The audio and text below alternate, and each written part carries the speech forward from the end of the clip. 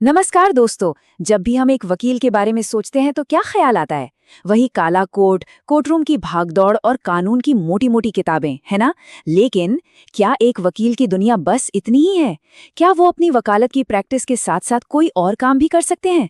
आज हम इसी बड़े ही दिलचस्प और जरूरी सवाल की तह तक जाएंगे और देखेंगे कि भाई भारत का कानून इस बारे में आखिर कहता क्या है।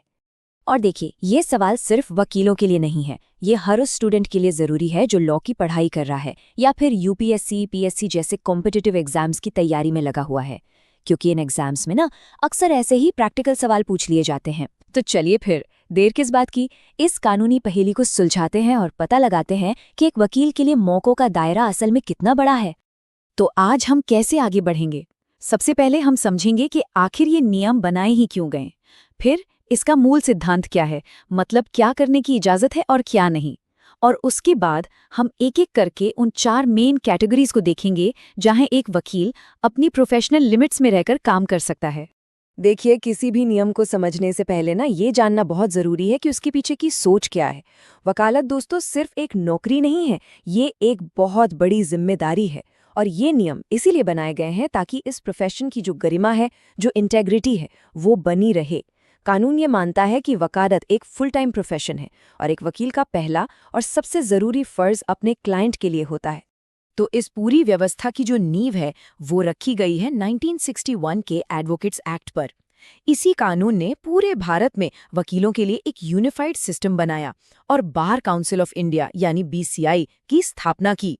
अब बीसीआई को ही ये जिम्मेदारी दी गई कि वो वकीलों के लिए प्रोफेशनल कंडक्ट के नियम बनाए और ये पक्का करे कि किसी वकील का कोई दूसरा काम उसकी वकालत के रास्ते में रुकावट ना बने। और यहीं पर प्रोफेशनल मिसकंडक्ट या जिसे हम पेशेवर कदाचार कहते हैं, वो कॉन्सेप्ट बहुत बहुत ज़रूरी हो जाता है। मतलब कोई भी ऐसा काम जो वकालत के तय किए गए नैतिक स्टैंडर्ड्स के खिलाफ हो, उसे प्रोफेशनल मिसकंडक्ट माना जाता है। और अगर कोई वकील किसी ऐसे काम में शामिल पाया जाता है जिससे उसकी प्रोफेशनल जिम्मेदारियों पर असर पड़ रहा हो, तो उसे कदाचार मानकर उसके खिलाफ एक्शन भी लिया जा सकता है। तो फिर मूल मंत्र क्या है? देखिए, बीसीआई के नियमों ने ना एक बहुत ही साफ लकीर खींच दी है। इसे आप एक्टिव बनाम पैसिव के सिद्धांत से बड़ी आसानी से समझ सकते हैं। पैसिव काम मतलब ऐसा काम जिसमें आपको खुद एक्टिवली लगना न पड़े, जैसे कहीं से किराया आ रहा है, किताबों से रॉयल्टी मिल रही है या किसी कंपनी में आपने सिर्फ पैसा लगा दिया है लेकिन काम नहीं करते। इन सब की इजाजत है। लेकिन एक्टिव काम जैसे कोई दुकान चलाना, किसी कंपनी का रोज का मैनेजमेंट देखना या कोई दूसरी फुल टाइम नौकरी करना, इन पर सख्त पाबंदी है। क्यों? क्योंकि ये आपका ध्यान और समय आपकी वकालत से भटका सकते हैं। तो चलिए अब पहली और सबसे दिलचस्प कैटेगरी की बात करते हैं। ये वो काम है जो एक वकील के कानूनी ज्ञान और स्किल्स को असल में और बढ़ाते हैं, यानी अकादमिक और बौद्धिक काम। कानून कहता है कि एक वकील अपने ज्ञान को समाज के साथ बिल्कुल शेयर कर सकता है। वो किसी लॉ कॉलेज में पार्ट टाइम पढ़ा सकता है, कानूनी टॉपिक्स पर किताबें या अखबारों में आर्टिकल लिख सकता है, लॉ जर्नल्स को एडिट कर सकता है और हाँ, आज के डिजिटल दौर में कानूनी जानकारी देने वाले ब्लॉग्स या यूट्यूब चैनल भी चला सकता है। ये सब काम न सिर्फ कानूनी तौर पर सही हैं, बल्कि इन्हें अच्छा भी माना जाता है। आखिर इनसे कानून का ज्ञान ही तो फैलता है। अब ये जो नंबर आप देख रहे हैं, 3 घंटे, ये परीक्षा के हिसाब से बहुत ज़रूरी है, इसे नोट कर लीजिए। बार काउंसिल ऑफ इंडिया का नियम 47 एकदम साफ कहता है कि अगर कोई वकील पढ़ाना चाहता है तो वो 1 हफ्ते में ज़्यादा से ज़्यादा 3 घंटे ही पढ़ा सकता है। ये नियम ये पक्का करता है कि पढ़ाना एक हॉबी या पार्ट टाइम काम ही रहे और वकील का जो मेन फोकस है वो उसकी प्रैक्टिस पर ही बना रहे। चलिए अब अकादमिक दुनिया से निकलकर पैसा और प्रॉपर्टी की दुनिया में आते हैं। सवाल ये है कि एक वकील अपनी प्रैक्टिस के साथ साथ अपनी फाइनेंशियल सिचुएशन को कैसे मजबूत कर सकता है, वो भी बिना कोई नियम तोड़े। यहाँ भी वही पैसिव वाला सिद्धांत काम करता है। एक वकील अपनी खानदानी या खेती की जमीन को मैनेज कर सकता है, अपनी प्रॉपर्टी से किराया कमा सकता है और एक इन्वेस्टर के तौर पर शेयर मार्केट में भी पैसा लगा सकता है। अब यहाँ ध्यान देने वाली बात है एक इन्वेस्टर के तौर पर, न कि एक फुल टाइम डे ट्रेडर की तरह जो दिन रात बस स्क्रीन पर ही चिपका रहता है। मतलब सीधी सी बात यह है कि इनकम का सोर्स ऐसा होना चाहिए जिसमें आपका एक्टिव टाइम और एनर्जी न लगे। और ये स्लीपिंग पार्टनर का जो कॉन्सेप्ट है ना, ये इसी पैसिव इनकम का एक परफेक्ट एग्जाम्पल है। बीसीआई का रूल 48 इसकी साफ साफ इजाजत देता है। इसका सीधा सा मतलब है कि एक वकील किसी बिजनेस में अपना पैसा लगा सकता है और प्रॉफिट में हिस्सेदार भी बन सकता है, लेकिन वो उस बिजनेस के रोजमर्रा के कामों में जैसे कि मैनेजमेंट या ऑपरेशंस में बिल्कुल भी हिस्सा नहीं ले सकता। वकालत के अलावा भी कई ऐसी प्रोफेशनल भूमिकाएं हैं जो कानून के दायरे से ही जुड़ी हुई हैं और एक वकील उन्हें बड़ी आसानी से निभा सकता है। और मजे की बात यह है कि ये भूमिकाएं उसकी वकालत की प्रैक्टिस को और मजबूत ही करती हैं।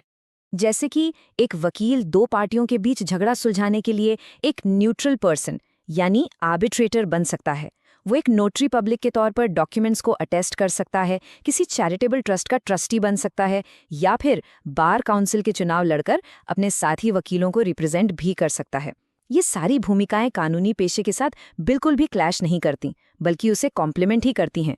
तो हमने वकील की प्रोफेशनल भूमिकाओं को तो समझ लिया, लेकिन एक वकील सिर्फ एक प्रोफेशनल तो नहीं होता, वो समाज का एक जिम्मेदार नागरिक भी होता है। तो सवाल ये उठता है कि समाज और राजनीति में उसकी क्या भूमिका हो सकती है? अगर हम देखें, हमारी स्वतंत्रता संग्राम से लेकर आज तक वकीलों ने पॉलिटिक्स और समाज सुधार में बहुत बड़ा योगदान दिया है। कानून किसी भी वकील को चुनाव लड़ने से नहीं रोकता, चाहे वो लोकसभा का हो, विधानसभा का हो या फिर लोकल बॉडी का। वो समाज सेवा के लिए एनजीओ चला सकते हैं, ह्यूमन राइट्स या एनवायरनमेंट जैसे मुद्दों पर आवाज उठा सकते हैं। असल में कानून का ज्ञान तो उन्हें इन भूमिकाओं को और भी बेहतर तरीके से निभाने में मदद करता है। भारत के कई बड़े नेता जैसे अरुण जेटली जी, कपिल सिब्बल, पी चिदम्बरम, ये सभी बेहतरीन वकील भी रहे हैं।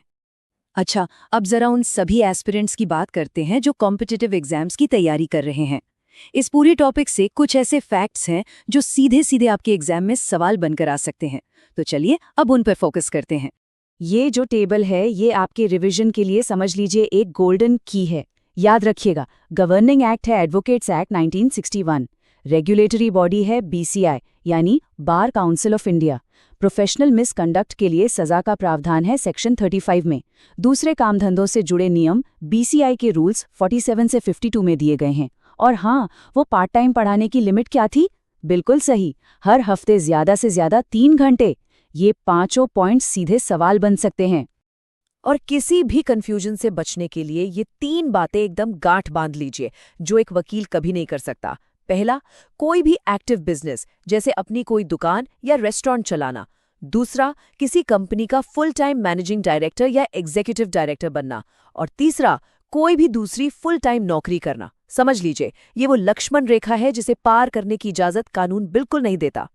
चलिए अब इस पूरी बातचीत को फटाफट समेट लेते हैं ताकि सारी जरूरी बातें आपके दिमाग में एकदम क्रिस्टल क्लियर हो जाएं, एक क्विक रिवीजन हो जाए। इस पूरे टॉपिक को आप इन 4 आसान स्टेप्स में याद रख सकते हैं। स्टेप 1, मूल सिद्धांत। वकालत एक फुल टाइम काम है, तो किसी भी एक्टिव बिजनेस से दूर रहना है और हितों के टकराव से बचना है। स्टेप 2, अकादमिक काम। पार्ट टाइम पढ़ाना, लिखना और रिसर्च करना बिल्कुल ठीक है। Step 3, passive income. इन्वेस्टमेंट, किराए जैसी इनकम और स्लीपिंग पार्टनर बनना, ये सब अलाउड है। और स्टेप 4, पब्लिक लाइफ। एक वकील सामाजिक और राजनीतिक तौर पर एक्टिव रह सकता है और कानून से जुड़े दूसरे रोल भी निभा सकता है। तो दोस्तों, आखिर में बस ये याद रखिएगा कि कानून के ये नियम किसी को बांधने के लिए नहीं है, बल्कि ये हमारे जस्टिस सिस्टम की पवित्रता को बनाए रखने के लिए हैं। और कानून का ज्ञान सिर्फ वकीलों के लिए नहीं, हम सब के लिए जरूरी है, क्योंकि यही हमें एक जागरूक और आजाद नागरिक बनाता है। अगर आज की इस चर्चा से आपके ज्ञान में कुछ इजाफा हुआ है, तो वॉइस ऑफ इंडियन लॉज परिवार का हिस्सा जरूर बने। इस जानकारी को दूसरों तक भी पहुंचाइए और हमारे चैनल को सब्सक्राइब करना ना भूलें, ताकि कानून की दुनिया से जुड़ी ऐसी ही जरूरी जानकारी आप तक हमेशा पहुंचती रहे। बहुत बहुत धन्यवाद।